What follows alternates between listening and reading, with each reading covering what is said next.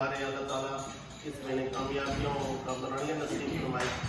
قاری صاحب نے آج سب ساتھیوں کو یہاں شیفیلڈ اور رادرم پہ اکٹھا کیا۔ یقیناً ایک طویل عرصے کے بعد یہ جو ہے وہ اس قسم کا اکٹھ ہو رہا ہے اور اجتماع ہو رہا ہے۔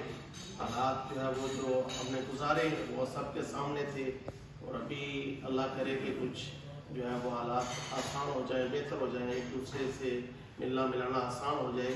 لیکن ان حالات میں ان کی بڑی ہمت ہے۔ ہم اپنے جو ہے وہ تمام ساتھیوں کے یا جو موجود ہیں یا جو موجود نہیں ہیں، کسی وجہ سے کوئی آ نہیں سکتا یا کسی کو دعوت نہیں، جو بھی حالات ہیں سب کی طرف سے علامہ صاحب کو ہم جو ہے وہ ان کے لیے نیک تمناؤں کا اظہار کرتے ہیں، دلی طور پر دعا گو ہیں کہ اللہ تعالیٰ انہیں اپنے والدہ ماجدہ کی خدمت جو ہے وہ بدرجہ احسن توفیق عطا فرمائے، اور اللہ پاک ان کے لیے دین دنیا کے معاملات آسان فرمائے۔ یقیناً ان کی دعائیں جیسے میں ایک ساتھ فرما دیا ہمارے حق میں ہیں، ہماری بھی دلی دعائیں ان کے ساتھ ہیں، اور آپ تمام ساتھیوں کا بھی شکریہ۔